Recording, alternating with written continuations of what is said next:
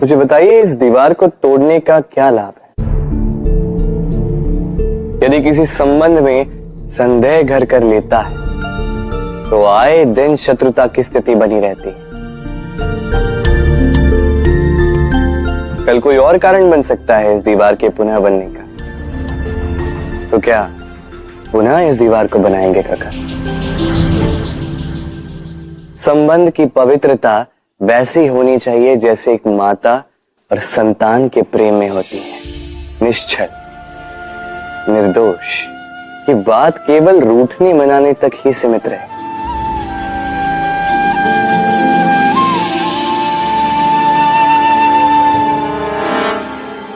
और कोई भी घुसपैठिया आकर भावों को दूषित न कर पाए। ना कोई वस्तु, ना कोई परिस्थिति, ना कोई व्यक्ति,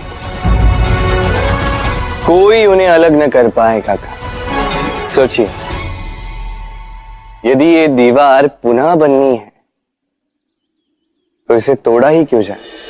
यदि मन में एक अटूट संबंध स्थापित करने का दृढ़ निश्चय ही ना हो तो क्यों तोड़े इस दीवार को?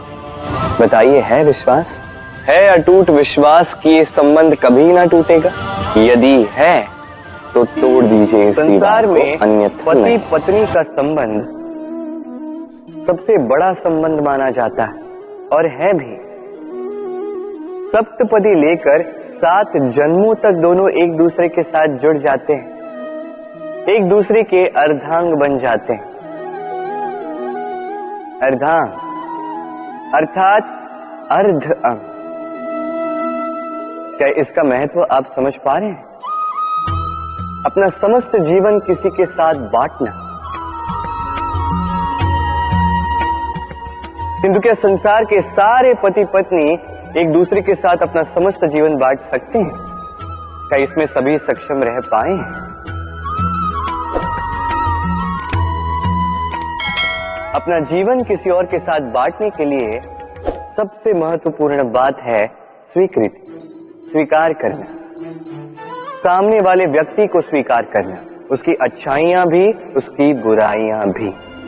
संपूर्णतः रूप से व्यक्ति को स्वीकार करना होगा, तभी ये संबंध बढ़ेगा, तभी ये संबंध और भी सुंदर बनेगा।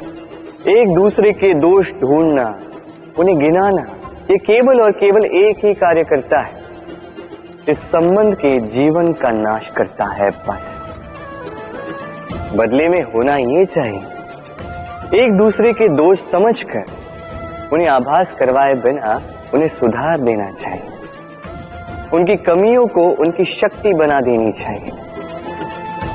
यही तो होता है दाम्पत्य, यही होता है बुराइयों का दमन और यही होता है गुणों का उदय। राधे राधे।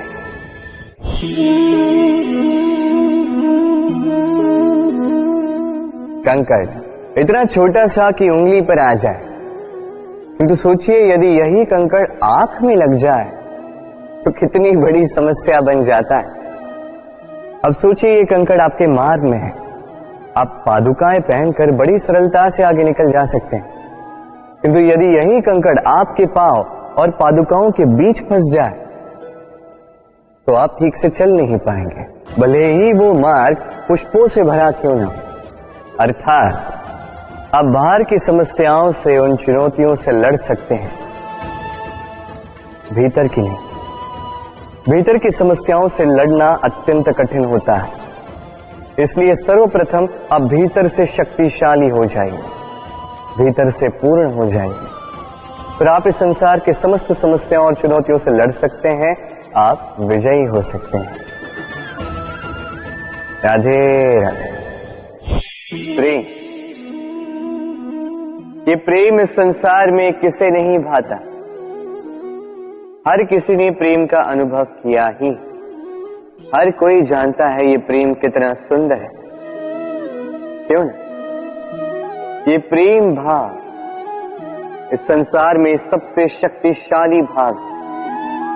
अब हर शक्ति के साथ आते हैं कुछ उत्तरदायित्व, अब जैसे ही ये उत्तरदायित्व तो हमारे जीवन में आते हैं, हम सर्वप्रथम प्रेम को भूल जाते हैं।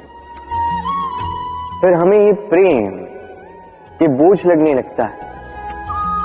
किंतु इस संसार का सत्य तो यही, हर प्रसन्नता के साथ उत्तरदायित्व आएंगे जिसका पालन हमें करना ही होगा। अब यदि मैं आपको उदाहरण दूं,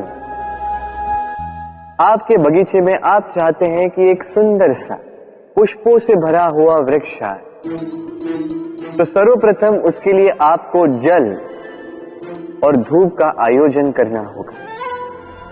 उसके जड़ों पर दीमक ना लगे, ये आपको सुनिश्चित करना होगा।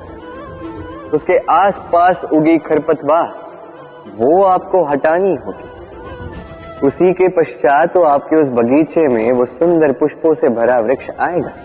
क्यों? इसी प्रकार होता है प्रेम भी। सर्वप्रथम आपको इसमें समर्पण का खाद जल डालना होगा। अविश्वास और संदेह, इसकी खरपतवार आपको हटानी होगी, और विश्वास की ये जड़ें कभी ना दुर्बल पड़े, ये आपको सुनिश्चित करना होगा।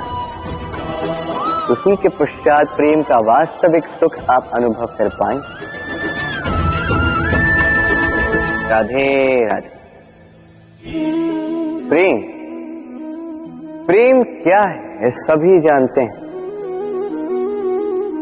सामान्य रूप से ये प्रेम आकर्षण से प्रारंभ होता है और इसमें कुछ भी बुरा नहीं है।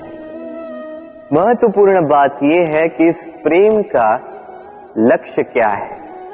जिससे आपने प्रेम किया उसे पा लेना या ना पाने के कारण स्वयं को विचलित कर इस संसार से मुख मोड़ लेना। यदि कोई इन दोनों विकल्पों में से कोई एक चुनता है तो आपको बता दो, ये दोनों ही प्रेम का अंत है। प्रेम का असली अर्थ है समर्पण, संपूर्ण निस्वार्थ समर्पण। ऐसा प्रेम जिसमें जिनसे आपने प्रेम किया उसको पाने की प्रसन्नता आपका लक्ष्य नहीं। जिनसे आपने प्रेम किया उसे प्रसन्न करना आपका लक्ष्य हो। ये प्रेम ईश्वर है।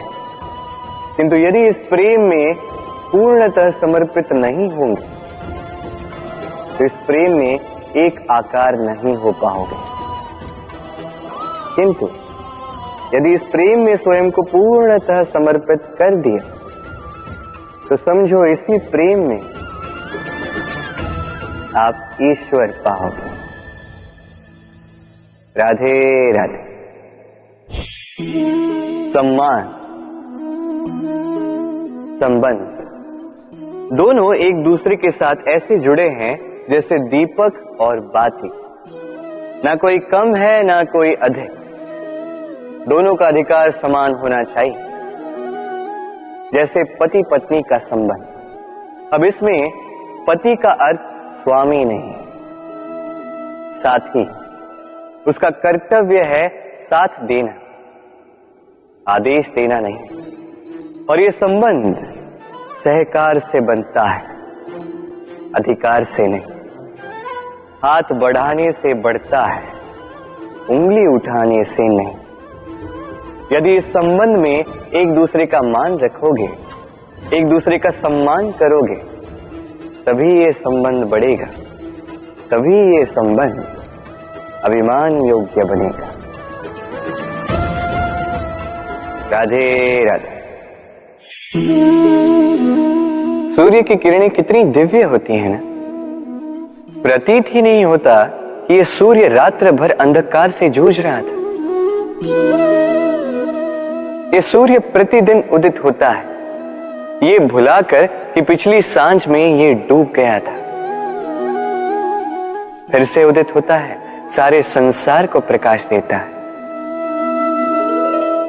यही अंतर है हम में और सूर्य में। सूर्य बीती को बिसार कर आगे बढ़ता है। हम प्रतिदिन भोर में उठते हैं, वही पुरानी बातों को साथ लेकर चलते हैं, उसी कड़वाहट में स्वयं को लपेट लेते हैं। अब यही बीती बातों की श्रृंखला हमें जीवन में आगे बढ़ने ही नहीं देती। देखिए, यही जीवन है। भूल सबसे होती है, अपयश सबको मिलता है, सबकी यात्रा में असफलता लिखी है, सभी बुरे दिन देखते हैं। किंतु इन सारी बातों को भुलाकर जब जीवन में आगे बढ़ोगे, तभी तो इस संसार में, इस आकाश में सूर्य बनकर चमकोगे, तभी तो इस संसार को प्रकाश दोगे। इसलिए प्रतिदिन जागिए, एक नए जन्म के साथ, एक नए उत्साह के साथ, एक नए लक्ष्य के साथ। क्योंकि ये बीती बातें आपको पीड़ा देने के लिए नहीं, केवल शिक्षा देने के लिए होती हैं। राधे राधे। नवरात्रि का पर्व आरंभ हो चुका है और ये पर्व अत्यंत भव्य है, क्योंकि ये पर्व जगत माता से जुड़ा है। मां कितना छोटा सा शब्द है, किंतु ठीक से देखो तो समस्त संसार इसी शब्द में समा है। मां जो अपनी संतान के लिए हर संभव प्रयास करती है, कुछ भी करने के लिए सज्ज रहती है। मां जिसका सबसे बड़ा गुण निश्चलता, मन में ना कोई पूर्वाग्रह, ना कोई भेदभाव, ना कोई छल कपट, और इतनी भोली होती है मां। संतान भले ही झूठा रो दे, मां को लगता है कि कदाचित वास्तव में भूख लगी होगी। मां चाहे जन्म देने वाली हो, चाहे पालने वाली, स्वर्ग, ये स्वर्ग हमें मां के चरणों के नीचे ही प्राप्त होता है। इसी मां को हमारा शत शत प्रणाम। राधे।